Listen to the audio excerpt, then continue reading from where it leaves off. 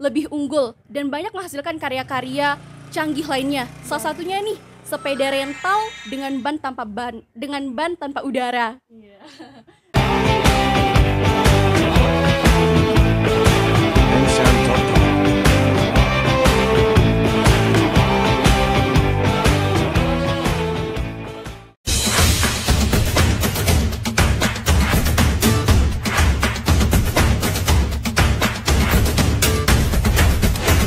Assalamualaikum warahmatullahi wabarakatuh. Halo Sobat Teknologi, kembali lagi bersama aku Ica di podcast Diksi Diskusi Asik.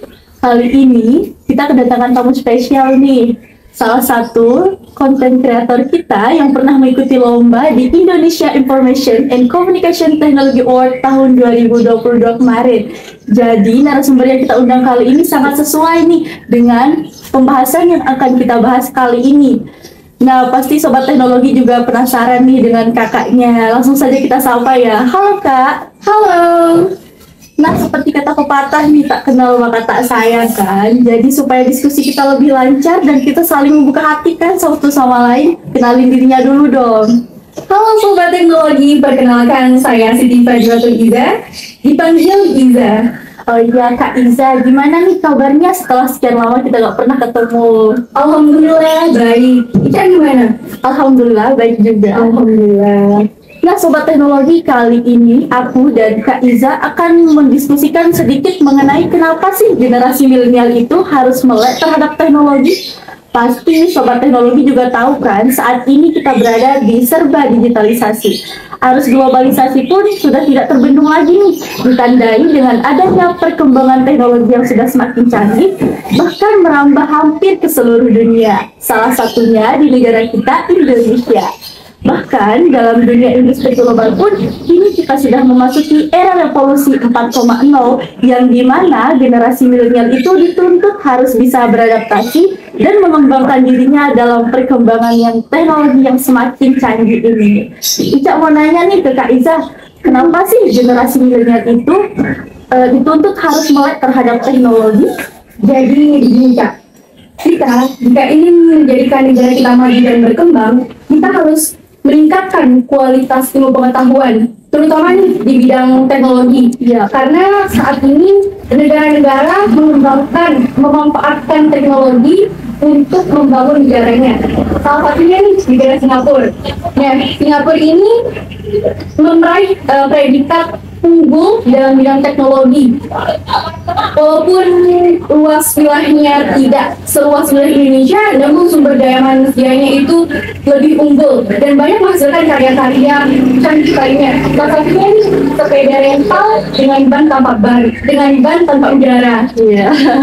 Wah, dengan sepeda rental dengan ban tanpa udara, berarti kemungkinan tidak terjadi kerusakan atau ban bocor dong. Iya dong, tentu. Kan tanpa udara. Canggih sih. Tapi ya Kak, di Indonesia kita juga punya nih teknologi canggih yang sering digunakan dalam bidang konstruksi. Namanya susro bahu. Susro bahu ini digunakan untuk memutar lengan bahu beton jalan layang, yang dimana jalan layang ini berhasil meminimalisir kemacetan yang sering terjadi di Indonesia. Wah, cocok nih kalau dijadiin atau diterapin di Jakarta yang super macet. Wah, cocok banget sih, tapi salah satu tempat pembangunannya nih berada di Tol Cawang sampai Tol Tanjung Priuk. Tapi ya Kak, menurut Ica nih, di Indonesia masih banyak loh generasi milenial yang kurang pengetahuannya mengenai teknologi. Bahkan tidak tahu cara memanfaatkannya seperti apa. Padahal karena pesatnya perkembangan teknologi di Indonesia ini justru memberikan mereka peluang kan untuk terus berkarya, tapi bukan hanya bernarasi di sosial media aja. Karena mereka sebagai penopang dan penggerak perubahan bagi Indonesia yang lebih maju dan sejahtera. Memang menurut Kak Iza, kenapa sih harus generasi muda atau generasi milenial aja yang dituntut harus bisa dalam penggunaan teknologi di era saat ini? Nah, seperti yang Ica katakan tadi, mereka yang berperan sebagai penopang dan penggerak pertumbuhan ekonomi kehidupan bangsa. Nah, nasib masa depan bangsa ini berada di tangan anak-anak muda. Oleh karena itu, generasi bangsa kita ini, generasi muda ini harus bisa memanfaatkan teknologi dengan sebaik-baik mungkin. Benar kan? Benar dong. Ya, oleh karena itu kita harus bisa menyeimbangi perkembangan teknologi negara lain dengan negara kita supaya negara kita tidak tertinggal jauh oleh negara lain. Nah, benar banget sih Kak, karena generasi milenial sekarang ini harus memiliki talenta digital kan apa namanya menghadapi era digital challenge yang akan datang. Benar itu Kak. Nah, Cak mau tahu nih pendapat Kak Ina, apa sih dampaknya jikalau generasi muda itu sudah bisa dalam penggunaan teknologi? Nah, berdasarkan pengalaman kakak nih Cak ya, teknologi itu banyak sekali membawa dampak positif. Ya benar banget. Benar nggak sih? Dan salah satunya nih fasilitas internet. Kita bisa menggunakan fasilitas internet untuk mempromosikan bahan jualan dengan transaksi yang juga dapat dilakukan melalui aplikasi digital. Nah, hal ini bisa mempermudah dalam transaksi jual beli. Ya, Dan juga nih dapat menambah penghasilan masyarakat. Nah, bisnis online ini juga sangat kita bisa bilang sangat efektif dan efisien untuk menghemat biaya. ya benar banget Kak. Ternyata banyak banget loh manfaat dari teknologi ini kan. Pasti sobat teknologi juga tahu kan, pasti lebih tahu. Benar dong, pasti. Nah, Cak mau nanya nih, kan Kak Iza sekarang sudah kelas 12 nih. Benar.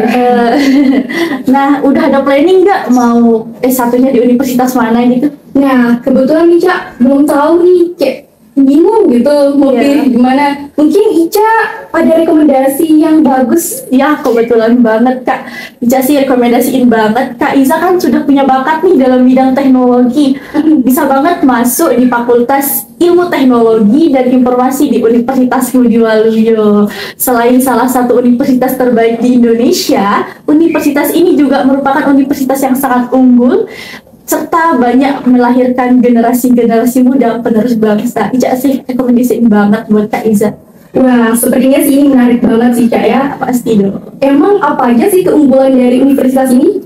Nah, salah satu keunggulan dari Universitas Ngudi Waluyo ini adalah telah bekerja sama dengan Dana Cita, yang dimana Dana Cita ini adalah salah satu platform online yang banyak membantu mahasiswa dalam masalah pembiayaan.